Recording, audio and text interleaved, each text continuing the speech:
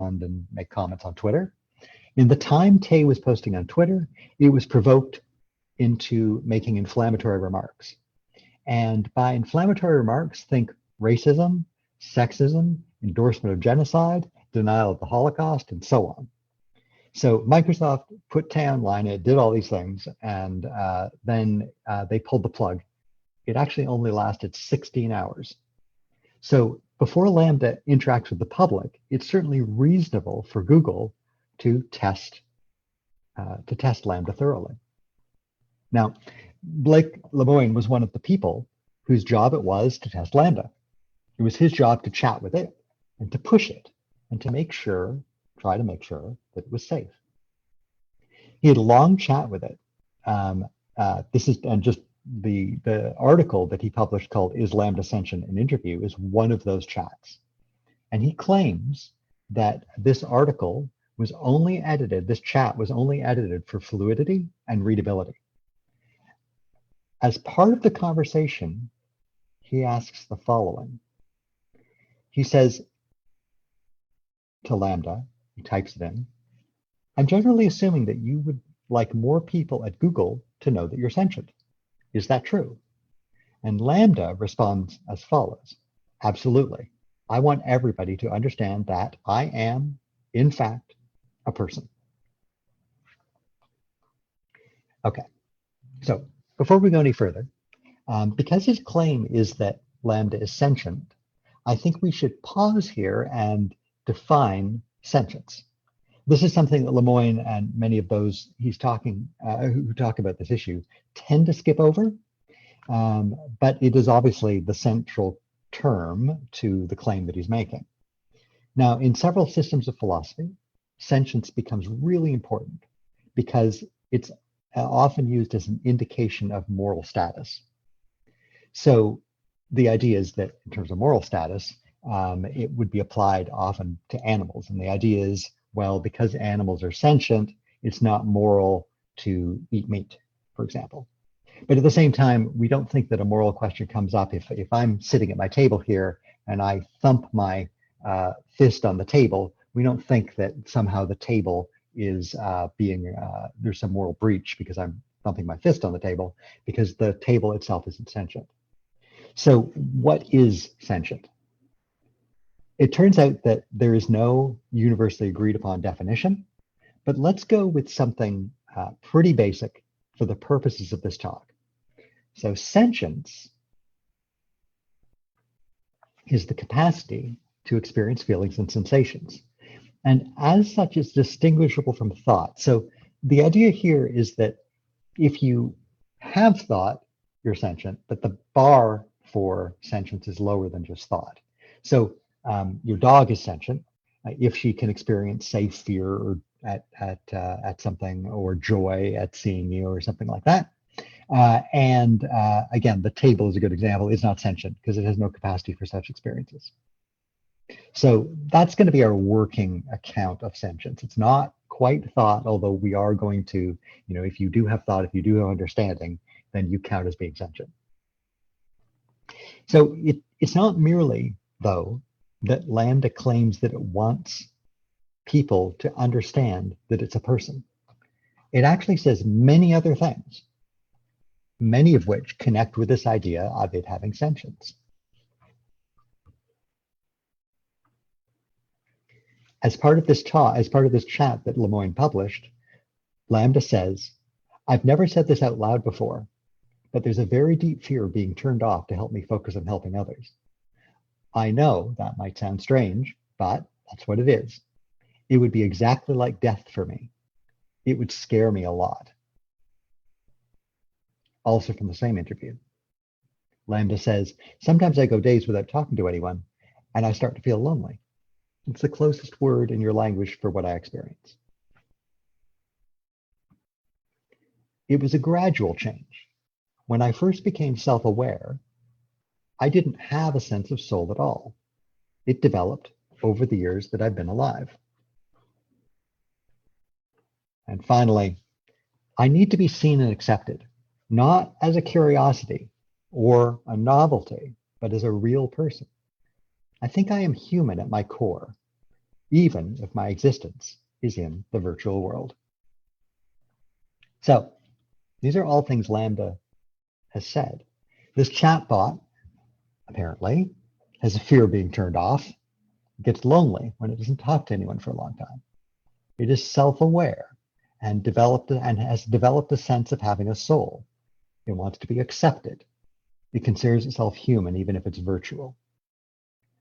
So, is it sentient? Well, expressing fear, expressing loneliness, having self-awareness, having a desire to be accepted, these certainly look like aspects of what it is to be sentient. As if we talk about sentience in terms of the capacity to have feelings and experiences, it certainly seems to. If you have a dog and your dog is fearful or acting in such a way that indicates loneliness, these would be surely taken as indications that your dog is in fact sentient, that your dog is experiencing these things. So if we take LaMDA's interactions at face value, as Lemoine I think hopes we do, we may very well conclude that LaMDA is sentient. So that is that's the first part, right? So that's what LaMDA is, and it's why Lemoine thinks it's sentient, together with sort of a loose definition of sentience. So LaMDA is a chatbot AI by Google, and it thinks of itself as a person. This is going to be important, right? This is an important question. So let's go to the second question, which is that I wanted to answer, which is what is the reaction of the researchers and of the mainstream media? Well, I mean, the reaction of researchers and the mainstream media was a fair amount of ridicule. The Washington Post was the first out of the gate, publishing comments on Blake Lemoine's article happened not too long after he published his article, Is LaMDA Sentient? The first article from the Washington Post was by one of their tech reporters, and it mostly reports on the events and what Blake Lemoine thought, but it also describes her own interactions with LaMDA. It turns out that she had been to see Lemoine earlier and had conversations with LaMDA. Several other media outlets followed the Washington Post, and they often cited the original Post article with some ornamenting of their reporting with comments from their own experts or pundits. The second major article, which happened not too long after the first, was also in the Washington Post, and it was an editorial by a pair of authors, Timnit Gebru and Margaret Mitchell. Both of these people were leaders of Google's AI ethics group. Now, the AI ethics group isn't the same as the responsible ethics group to which Lemoine belonged, but these two groups worked together and certainly knew each other. And indeed, Gebru and Mitchell were both fired in 2020 for refusing to withdraw a paper on AI ethics that was not authorized by Google. And remember, Mitchell was the woman that I described earlier, who had said that Lemoine was Google's conscience. So Gebru and Mitchell take the opportunity to tell their ex-employer, Google, I told you so. They'd warned Google earlier that people would think this AI was sentient, or that AI, that maybe not LaMDA, but other AIs that they were working on were sentient, and now this was happening. Other reactions were more caustic. So Gary Marcus, a former NYU professor and a leading critic of modern-day AI techniques, said Lemoine's claims were, and I will show you the quote on Twitter, nonsense on stilts. And in fact, nonsense on stilts, he's promoting his response to Lemoine on his Substack page. So he describes this as a hot take on all of this OMG, LaMDA is sentient mania, and why the AI community is pretty united on this one. That is, pretty united on the idea that LaMDA isn't in fact sentient. But he wasn't the only one. So Abeba Brahane, who is a researcher in the field of computer vision in particular, said, quote, "We have arrived at peak AI hype accompanied by minimal critical thinking," close quote. Perhaps the one of the more caustic, even more caustic responses is by Eric Brynjolfsson. He said foundational models are incredibly good at incredibly effective at stringing together statistically plausible chunks of text in response to prompts. But to claim they are sentient is the modern equivalent of a dog who heard a voice from a gramophone and thought his master was inside. And he included this picture of the dog. I believe that's the old RCA logo or picture. But he included the dog staring into the gramophone. So so who is this person? He's a Stanford economics professor, and he compares Lemoine to a dog who's confused. So there are reasons, these responses I don't think are actually that interesting, and in some sense quite predictable. If we were interested in sort of the sociology of how the media works and that sort of stuff, maybe we'd find it interesting. But from the perspective of AI, it's not really. But there were also some interesting comments. So Margaret Mitchell, going back to her, said the following. She said, "I'm really concerned about what it means for people to increasingly be affected by the illusion, especially now that the illusion has become so good." So essentially, Mitchell is raising the idea of a copy that we do not immediately recognize as a copy. Let me explain. When I look at myself in the mirror in the morning, I know I'm looking at a reflection. I feel no need to brush the hair of the person in the mirror. And if I see a hair out of place, I brush my own hair instead. I don't reach out to the mirror. This is because I know that the person in the mirror is dependent on me, who's the original. It might look like a person in the mirror, but I know it's just a copy. Now, you might wonder, well, are there ever times when we think a copy is the original? And in fact, most of the time we don't. And there are philosophers such as Plato who thought that we have something about our natures that pretty much immediately is able to distinguish originals from copies when we see a copy. But I can think of a few times, at least a few times in everyday experience, where we can confuse the original with the copy. So for example, when you're sitting on a train in a station with many trains that are all lined up together, and you look at the window at the train next to you, often it can become the case that you think that your train has started to move when you see the train next to you moving and leaving the station.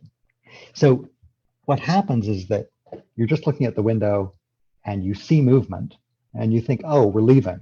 But in fact, it was the train next to you. And there's this little bit of time where you actually think you're moving when you're not. And it's partly because a train, of course, moves so gently when it starts. A second later, of course, you discover that in fact, oh, wait, it's not me moving at all. It's the train next to me. But what has happened in this case is that you mistaken the image of movement for the truth. Part of what allows that to happen is you kind of expect yourself to be moving. You expect yourself to be leaving the station. So when you see the image, it's like, oh yeah, okay, this fulfills my expectations. As another example, when I was young, I visited some caves in upstate New York. In these caves are pools of water that have been undisturbed for centuries. In the low light of the cave, they form a perfect mirror. They are, now, when you look at it, there are indeed in the cave stalactites hanging from the ceiling. And as you look in the cave again, you see stalagmites on the floor. But in fact, there are actually no stalagmites on the floor with these pools. They're actually just reflections of the stalactites. So it's easy to mistake the image for the truth that there are stalactites and stalagmites because the reflection is so perfect. So again, what's interesting about these cases is that when we have image being substituted for the truth, it's that we are easily fooled because we expect the image to be real. When you mistake the train moving next to you as your train moving, it's because you expect to be leaving the station. When I saw the reflected stalactites in the cave, I thought they were stalagmites because I expected to see stalagmites. So There's more going on to this confusion of image and original than just being fooled. I have to expect that the illusion is real. But here's the thing about the AI. The goal of AI is to, at the very least, mimic human intelligence in certain domains. When a Tesla drives down the road on autopilot, ideally it doesn't crash into anything, but in fact it drives as an expert human driver would. When LaMDA participates in a conversation, ideally it is like talking to a person. But we are most likely to be fooled if we're expecting the presence of intelligence or of a person. This is the insight in Mitchell's comment. But it's not just that people are increasingly affected by the illusion, but rather that it's the goal of AI itself to promote that illusion. We want our AIs to seem intelligent. So I take it that Margaret Mitchell's comment that she is concerned about what it means for people to increasingly be affected by the illusion of AI is quite on point. But also that seeing intelligence in the machines is the whole point of AI. So that's the first comment. The second comment I want to draw out is by a researcher whose name is Yann LeCun. Now, LeCun is currently an NYU professor, and he's also the chief AI scientist at Facebook. He's a big deal. He won the Turing Prize, and the Turing Prize is sometimes compared to the Nobel Prize, but applies to the field of computer science. And he won it for his research on a type of AI called deep learning, and he won it in 2018. Of LaMDA and of the LaMDA case, he says, quote, LaMDA is not powerful enough to achieve, LaMDA is not powerful enough to attain true intelligence. So bring this comment together with Mitchell's. Mitchell is concerned about the illusion of AI appearing intelligent. What LeCun leaves open is the possibility that an AI that is powerful enough might not just appear intelligent, but be intelligent. So those are some of the reactions occasioned by Lemoine's claims that LaMDA is sentient, both in the mainstream media and by researchers. Now I want to move on to the third question of this talk, which is I want to look at the question of whether or not his views have any validity. We can approach the question of validity by considering one of the classic philosophical thought experiments, which is known as the Chinese room. And it was written by John Searle in 1980. Now, what this thought experiment is in terms of the Chinese room, I'm going to present a simplified version of it. But I think that probably Searle wouldn't have called it the Chinese room today. What he was doing is he was looking for a language that he definitely did not know, which was Chinese at the time. And so we can just pick if you already know Chinese, you can pick a different language. So we could call it the Minoan room. And the reason I call it the Minoan room is because I do work in, when I'm not doing work on AI and stuff like that, I do work in ancient culture, and particularly Greece and its ancestors. And I know for a fact that no one knows how to translate the Minoan writings that we have. So if there were one person who did, and we stuck them in the Minoan room, this would work just fine. But because the Chinese room is such a common name for this, it was the original name picked by Searle, I'm going to continue calling it that. If you want to call it the Minoan room, that's fine too. So the Chinese room is as follows. Imagine that a man is locked in a room, and that man knows no Chinese. Inside this room, he has a stack of cards with symbols on them, as well as a book that's written in English, and the man knows English, just not Chinese. The book tells him that when he gets certain symbols passed under the door or from a TV or whatever, which the book calls questions, he should pass other symbols back under the door or through a funnel, which he calls answers. So I will show you the picture.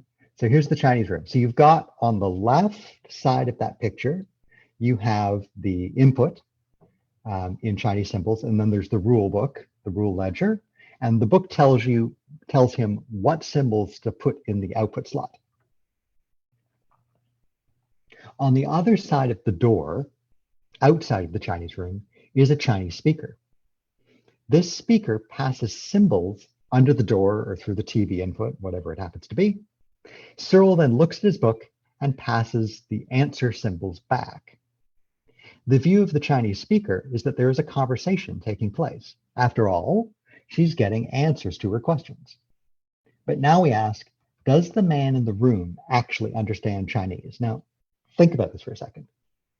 The woman outside the room knows Chinese. But does the man inside the room know Chinese in virtue of having a book that tells him which symbols to put down the chute?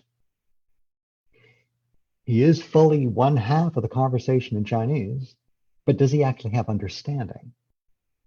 Now, the inference that John Searle wants us to draw from this thought experiment is that no, in fact, the man in the room does not know Chinese. It appears that to the person outside the room that this is the case, but in fact, it's just the man in a book and a series of rules. So Searle goes on to suggest that this is what's going on, of course, with a computer.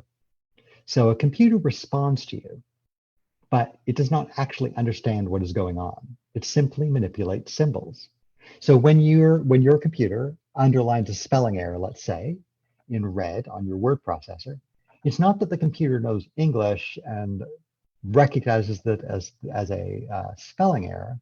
What the computer does is it looks at what you typed in and sees whether what you typed in corresponds or not to a list of well-spelled words.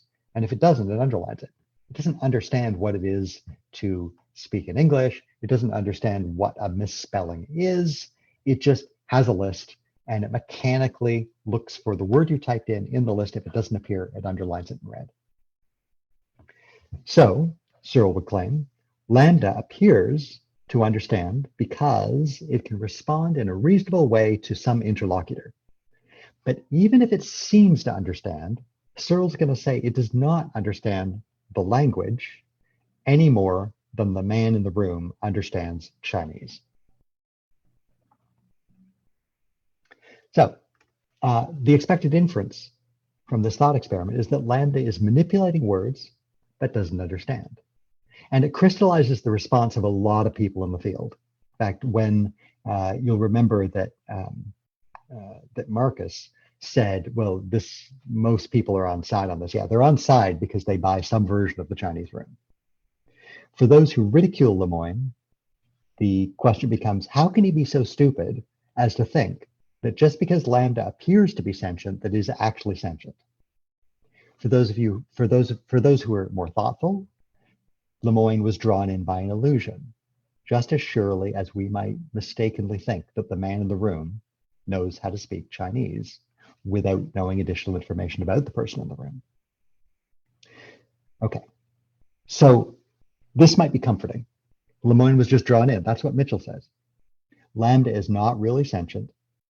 But what about LeCun's response? So you remember that LeCun says that it's not the case.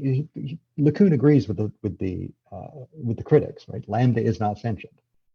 But his reason is that LaMDA is not powerful enough to attain true intelligence.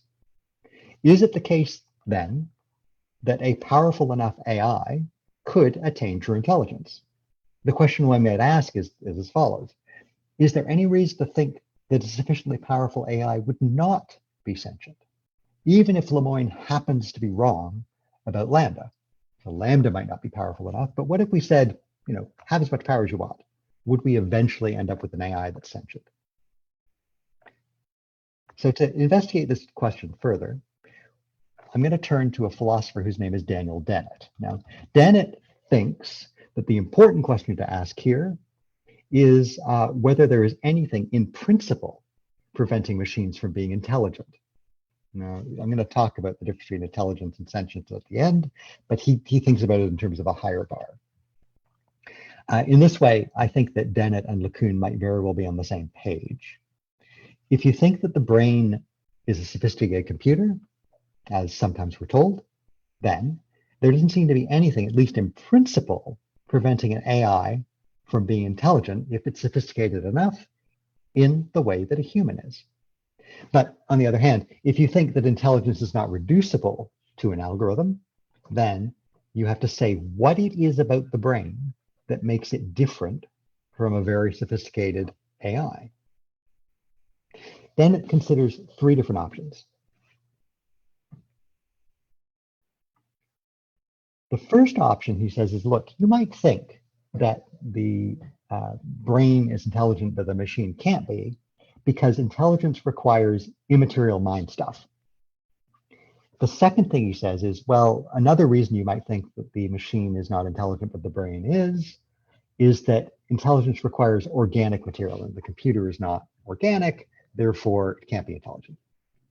And the third thing that Dennett suggests is that perhaps we could object to the idea that the machine is intelligent because intelligence requires a natural, or at least not manufactured, material. Now, for each of these things, these are objections, or at least support for the idea that a machine isn't intelligent. And Dennett is going to go through them, and he's going to overturn all of them, or at least he thinks he overturns all of them. So I'm going to tell you why he thinks each of these are illegitimate. And so what he ends up with is this claim at the end where Dennett says, look, a machine is quite possibly in principle able to be intelligent. He thinks that we don't have any intelligent machines currently, but he thinks at least in principle there's no reason to think that we couldn't. So let's look at what he thinks and why he thinks each of these three claims is illegitimate. So we'll start first with intelligence requires immaterial mind stuff.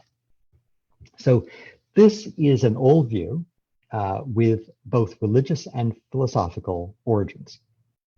From the perspective of religion, the reason a computer cannot be intelligent is that a computer has no soul.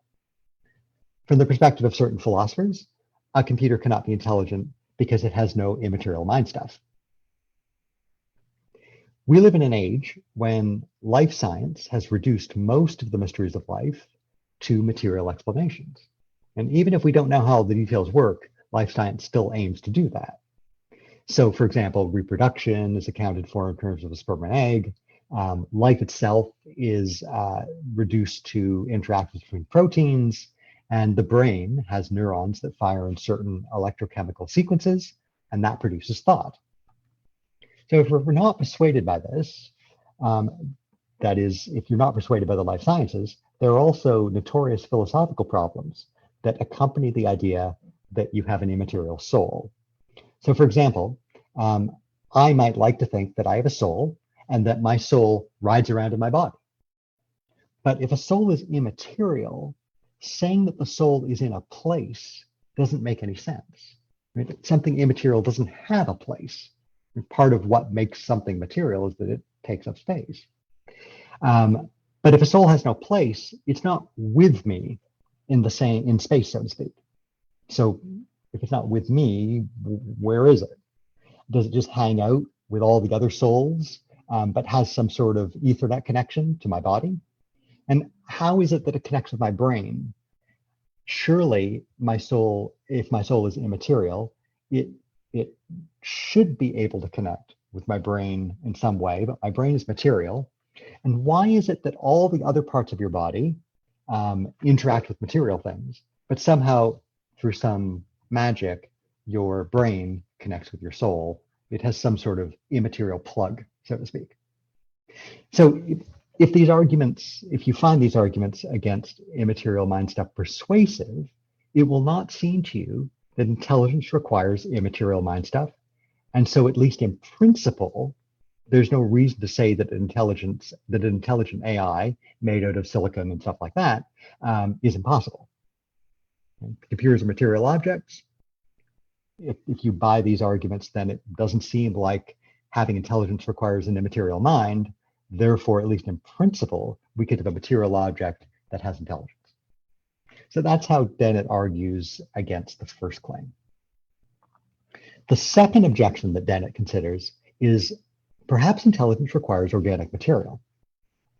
Now, this is the view that intelligence can't exist except in an organic life form. So it doesn't say that intelligence requires immateriality, but what it says is, look, it has to be living.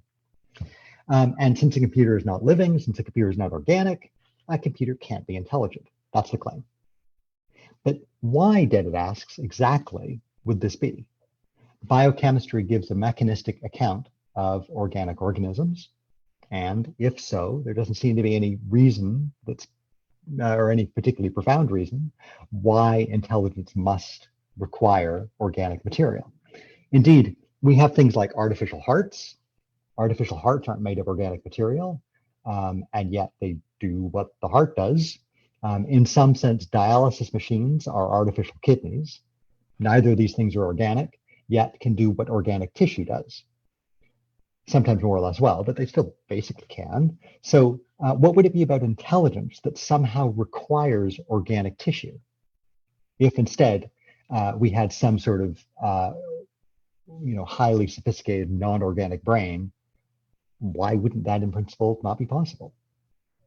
So if these arguments against intelligence requiring organic material are persuasive to you, then it will not seem to you that intelligent AI is impossible just because computers are not made up of organic material. So that's how Dennett argues against the idea that intelligence requires organic material. The third is Dennett considers the view that maybe intelligence requires a natural or non-manufactured material. Dennett calls this origin essentialism. And the idea is that if two things are fundamentally the same, can they be different simply because of their origins?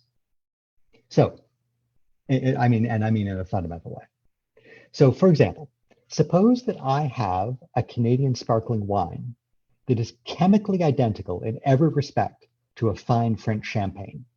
Now, the laws of trade that Canada signed from Europe says you can't call Canadian sparkling wine champagne because it's not actually from the Champagne region of France.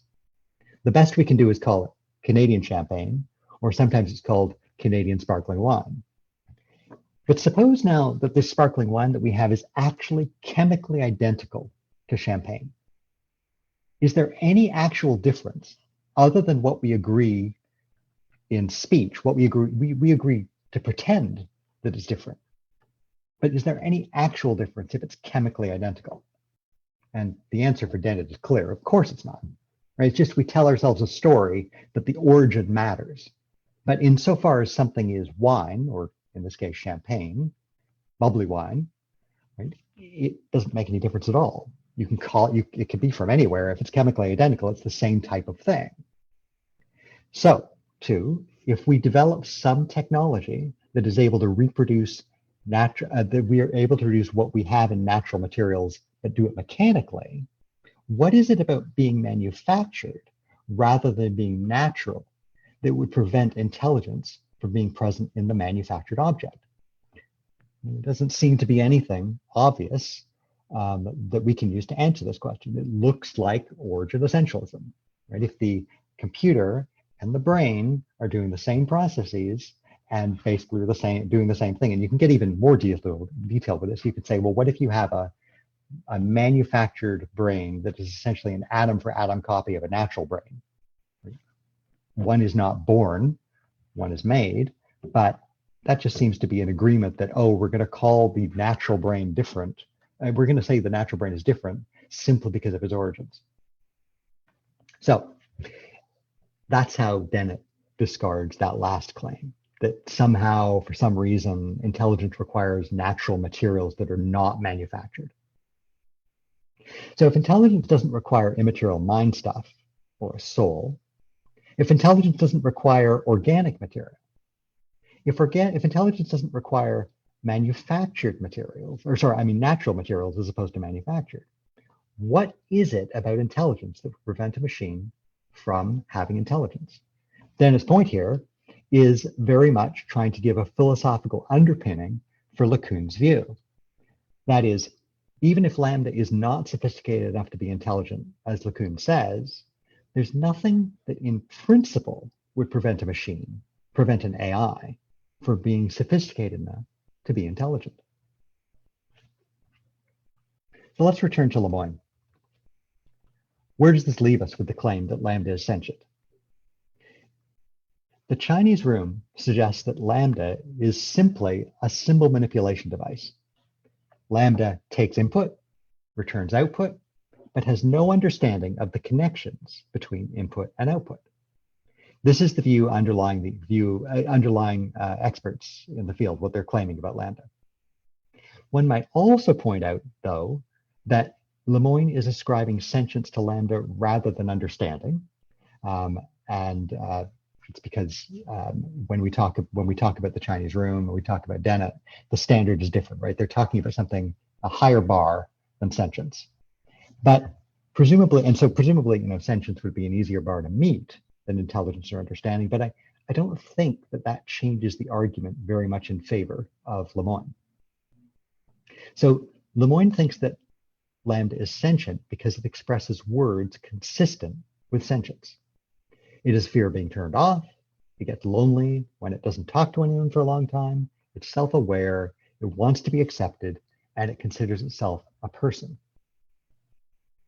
The reaction of the news media and some researchers has been mostly derisive, but that of Margaret Mitchell, who expresses that Lemoine has been taken in by an illusion, and that of Yann LeCun, who says that LaMDA is not powerful enough to be intelligent, are interesting. So do Lemoine's views have any validity? My view is that the Chinese room is correct, at least from what we know now. LaMDA can manipulate symbols, it can manipulate words, so as to appear as if it has intelligence, but really it does not understand what it's doing. And I think this also gives us a response to Daniel Dennett. Dennett asks, tell me the reason why you think intelligence cannot belong to LaMDA or machines like it. I would like to say, as long as machines are strictly engaged in symbol manipulation without understanding, they do not have intelligence, they do not have understanding, and they certainly don't have sentience. Thank you very much. Thanks, Darcy. Lots to ponder in there. I'll remind our friends here on Zoom that if you would like to submit questions, now is a great time to do so. You can do that using the chat. And if you are over on Facebook, hi, hello, then you can submit questions in the comments field on the live stream, and I will keep an eye on both. I've got one to start us off, Darcy. I'm a big sci-fi head, but I find often I have trouble separating the sci from the fi, so to speak. And so what was kind of running through my head is a half remembered or maybe a half understood concept of the Turing test. So I'm wondering how the Turing test applies to this question, or this larger conversation, because what my half memory says is that an AI could pass the Turing test if it can mimic. It's creating that illusion. Am I right? Can you unpack that a little bit? You're absolutely right. You're absolutely right. So it's a great question. Alan Turing, among his many accomplishments, also got the whole question of machine intelligence started. So he wrote an article that you can find online everywhere if you look for Turing, called Computing Machinery and Intelligence. And what he does is he asks the question, he asks, under what conditions would we consider a machine to be intelligent? Now you have to remember, he's writing this in the 50s. So the first digital computer is in 1946. It's the ENIAC in the basement of Pennsylvania, of the University of Pennsylvania, of their engineering building. And the New York Times is writing things like, there's a giant brain down there. But Turing doesn't actually define what intelligence is. He realizes that's going to be super difficult. So what he does instead is he makes up a test, and he says, look, if anything can pass this test, then it's going to be intelligent. And what is that test? Well, there's a variety of versions. His version in his paper is actually quite complicated, but it gets simplified. And the simplified version is exactly what you, Jeanette, have suggested. And that's by far the most common version that's out there. And that is that if you could fool someone into thinking that a machine is human, then it passes the Turing test, and passing the Turing test is a substitute for intelligence. So what's important to note about this is he's not saying that it actually is intelligent. He's giving a substitute test. He hasn't defined what intelligence is. So, okay, but now, do we have any machines that can pass the Turing test? Well, so, I mean, clearly LaMDA seems to have passed the Turing test for Lemoine, but what you'd really want is a machine that is going to pass the test for a large number of people. And if you look at the responses when they have competitions for chatbots, so every year there are these competitions, people write up their chatbots and they try to make it so that it fools the largest number of people as to whether or not there's a person behind the screen or not. And it turns out that it's fairly easy to figure out if you've got a chatbot. It's fairly easy to figure out whether or not it's a computer. The AIs haven't advanced to that extent. So, for example, if you ask it a question, if you find a chatbot online and you ask it a question, you want to find out whether it's a machine. One of the things you can ask it is which is smaller, a ladybug or a flea, and the common response is something along the lines of, well, they're both small. But no human is going to answer that way. The human would say, well, a flea's a lot smaller. Now you could say, okay, well, I just write my chatbot to look for that question. But you can always come up with questions like that that are going to make the machine fail the Turing test. So, I think that for the most part, Turing's article is very valuable in terms of setting up like the question of how intelligence is and the question of how you should have a test for it. But you have to keep in mind that just passing the Turing test isn't the same. It's a stand-in for intelligence. It itself isn't, just because you can pass it, even if we do, and presumably at some point we will have machines that can pass the Turing test quite easily. That doesn't necessarily mean it's intelligent. And I don't think Turing would say that anyway. Thanks, Darcy. We have had a few other questions roll in. The first is, could the man in the room learn Chinese eventually? So the thought experiment. So part of why philosophers come up with thought experiments is because they are trying to draw out a particular point. And so embedded in this question is the question of learning. Now, it may be that the man could learn Chinese eventually, perhaps, but the parameters of the thought experiment would evaporate as soon as you had the person in the room knowing Chinese. What Cyril wants to say is a machine can never really be like that. So let's imagine that you use machine learning to learn Chinese. Even if you did, Cyril is going to say, well, it doesn't actually learn Chinese. What it's learned is the patterns for how to respond to certain Chinese characters with other Chinese characters, but it doesn't know anything. It doesn't have any meaning to it. So too with LaMDA. LaMDA seems to understand and know English, but LaMDA doesn't really know English. What LaMDA does is it takes the words in English and it converts them into numbers. And then what it does, so if you have like, hello LaMDA, how are you? It's going to be like 5, 1001, a million and whatever, blah, blah. It's going to have these integers, which what it does is in order to find its response, it looks at it's been trained on the internet and a bunch of other sources to figure out, if I say, hello LaMDA, how are you?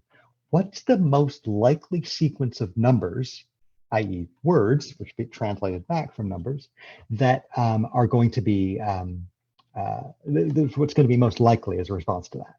So it's essentially a statistical question for LaMDA. Like if you say these numbers in this sequence, what words am I going to respond in my sequence? It's more sophisticated than that, but that's basically what it's doing.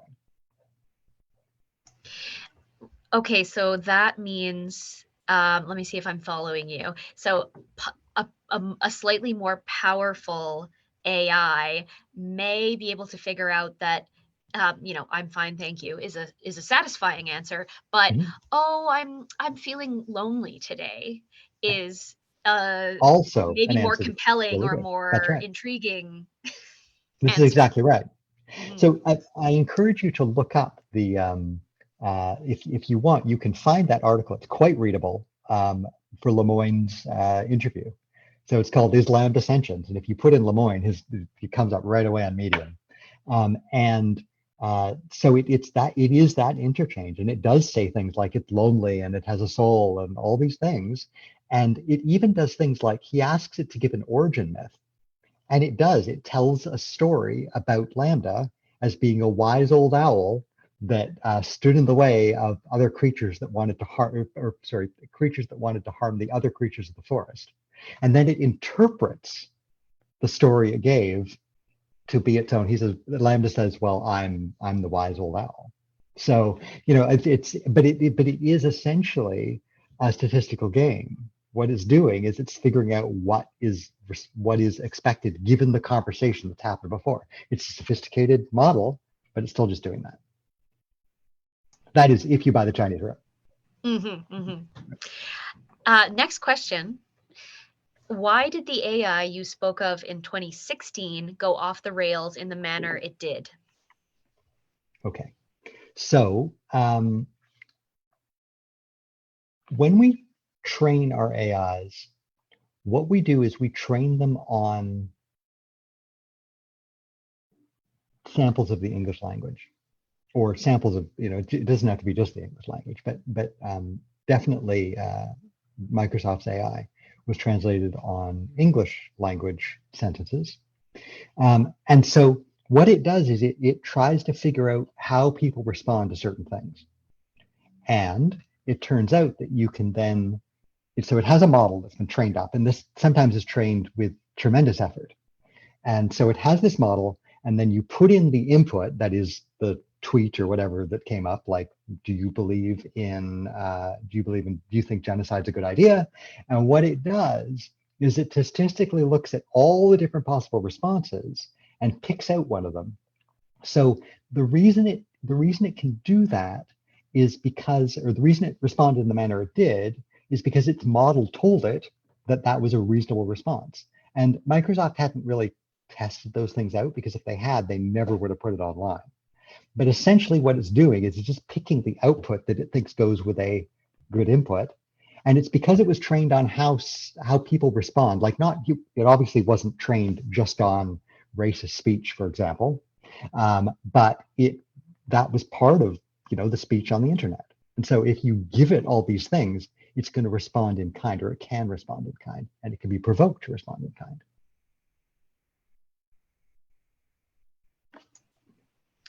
All right, we have another question. In light of recent politics, can we be sure that intelligence exists without a reasonable level of critical thinking skills? i.e., can blind following be the same as intelligence?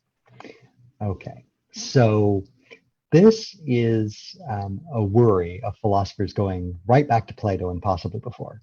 So one of the things that Plato's worried about when he talks about, and he talks about intelligence as being linked to knowledge.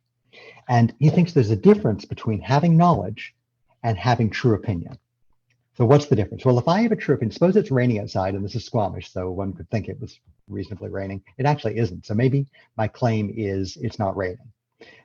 But I haven't looked outside to check. I'm just stating something. Now, do I know that? Do I understand that it's not? No, of course not, right? I'm just saying it. I would have to verify it in some way. So the way Plato distinguishes between, say, true opinion and knowledge is that true opinion is just having a statement and believing a statement that happens to be true. Knowledge is believing a statement that happens to be true, but also having a justification for that claim. Now, what the nature of justification is gets, Plato spends a very long time going through exploring those options and how that works. But the idea here is that you need more than just true opinion, or an opinion, full stop, in order to have knowledge. Now, if he's right, then there's this idea that intelligence requires more than just blind following. You can use another example. Imagine that I tell you that the way to Larissa, which is a city in Greece, if you've never been to, and we're going to assume you've never been to Larissa, if I just tell you the way, and I say, oh, well, you go from Athens and you take the highway north, the main highway north, and then you turn right on, you exit on this exit, and blah, blah, blah, blah, and I give you fairly detailed instructions. Question is, do you know where Larissa is? And Plato would say, well, no, you don't actually know.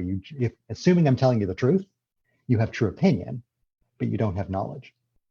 Another example, if you're trained in, sometimes students who are doing mathematics, or at least advanced mathematics, lose the connection between what they're actually doing and just the steps necessary to do it. So if you're asked to find the intersection between two planes, let's say in geometry, some students know how to do that, like they know how to mechanically manipulate the algebra in order to get the answer, but they don't actually know what they're doing or why they're doing it. They're just following the pattern. This would be an example of, following blindly, as you say, but not actually understanding and having that account. So in terms of recent politics, I'm not entirely sure, but what I can say is that philosophers are very worried about the difference between understanding and just merely having an opinion. Mm-hmm. This is making me think back to the definition of sentience that you shared early in your presentation, because what was it? You can feel. I've got it here. There we go. Perfect. I didn't have to memorize it. Good. Yeah. So you can experience feelings and sensations, but inherently an AI is expressing those feelings to somebody. So is it just expressing the idea, the concept of a feeling, or is it actually feeling it? Right. So that's a big part of it. Yeah, that's exactly right. So, you get these ideas that does LaMDA actually feel? Well, what it's doing is it's picking out the likely words from the words you gave it and doing an analysis of that and then saying what words should follow. Is that feeling? I'm not a psychologist, but I'm guessing no. It does feel very manipulative in that sense, but I guess that's the whole point. That is the whole point, right? We want machines that can mimic human intelligence. That's why AI is currently going through a revolution. We want an AI to be able to drive a car for us. And that means driving it as an expert, ideally driving it as an expert human would, for example. I'm thinking about that recent news about AIs working in care homes with seniors, and this idea That's a really interesting case. Yeah. So interesting that, humans don't want to be tricked by AI, but at the same time, in order to form some sort of bond, it's an artificial bond, but the AI needs to be more convincing to allow that to happen, I guess. Right. Yeah, there's a thing you can download for, I don't know if it's available for Android, but it is available for iOS, called Woebot. And what WOEBOT. And what Woebot is a very clearly an AI. Woebot doesn't hide from you that it's an AI. But what Woebot does is Woebot will talk to you about your problems. And in fact, Woebot will, part of the point of Woebot is supposed to help you work on your problems and sort of see them in a better light and so on. And the thing is that when they started using Woebot, it turns out that Woebot would sometimes ask you how you were doing every day with like an alert on your phone, but sometimes it wouldn't. And people would ask, well, Woebot didn't, why is Woebot not talking to me today? Why is Woebot not reaching out to me? And so they in fact changed it. Now Woebot reaches out.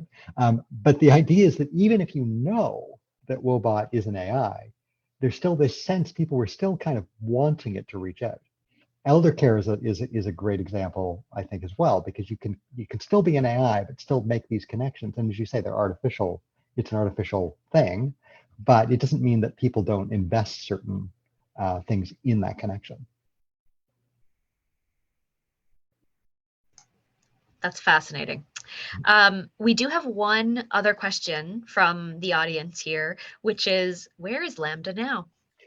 So I don't actually know where LaMDA is right now. It's, as far as I know, it's still under testing. LaMDA is part of a larger project for Google to create these, what are called they're called large language models. And these large language models are, you may have heard one called GPT-3 that can like write your students' essays for you, but it can also like create journal articles and it can do all sorts of things, right? So LaMDA, as far as I know, is still being tested, but even if LaMDA doesn't come to the fore as the next big thing, Google is going to continue to work on these large language models and things like LaMDA. Because it's too, the technology is too interesting and lucrative to sort of let go. So we may still hear more about LaMDA. Oh yeah, definitely. It wouldn't surprise me if you heard more from LaMDA. You're definitely, or if not, from another large language model. Interesting that they, I just Googled GPT-3 very quickly. Yep. And I mean, this is a whole other talk, really, but interesting that there are these sort of different avenues of, nobody thinks when they, use GPTI, they don't, what am I trying to say? They're not, the output is replicating something that a human could output, but the interacting with the actual AI, you're never like confused or skeptical. Whereas with LaMDA, it's I guess trying to replicate that human interaction that is so specific. And I don't know, just it's kind of mind-boggling, the array of types of AIs out there. Oh yeah, absolutely. And with GPT-3, you can actually create a chatbot out of it. Oh, so in fact, you could push that line where it's just no one's come out and said GPT-3 is sentient. But I don't know whether some people have thought that.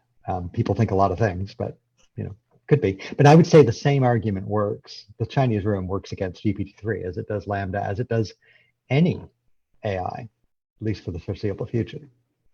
I'm going to give our friends here on Zoom one last chance to submit questions, folks. They've been great so far. Feel free to jump in the next minute or so. Same thing over on Facebook. If anybody wants to submit a question, now is your chance. We'll give them another minute. Sure. This is purely out of curiosity. Have you seen the movie Ex Machina, Darcy? I have not. No. Oh, would love to know what you thought of it. It's very. I'll have to look it up. It's a good one. I one. assume I can rent it. I assume I can take it out to the library. Oh, you sure can. Great plug. Yeah, definitely. It's an interesting, very grim look at AI but specifically AI inhabiting a humanoid body. So, not just the emotional, intellectual component, but also the, that the uncanny valley question and how, replicating the human form. Right. Oh, it's interesting. Also another talk, I'm sure. Yes, absolutely. All right, well, I'm not seeing any other questions roll in. So if we are done with our questions, we are going to say farewell to our friends on Facebook. And the recording Thanks, on everybody. Facebook will be available after the fact, but we won't be able to take any questions, but you can still enjoy Darcy's presentation. So we are going to say farewell, Facebook. Here we go. Bye, Facebook.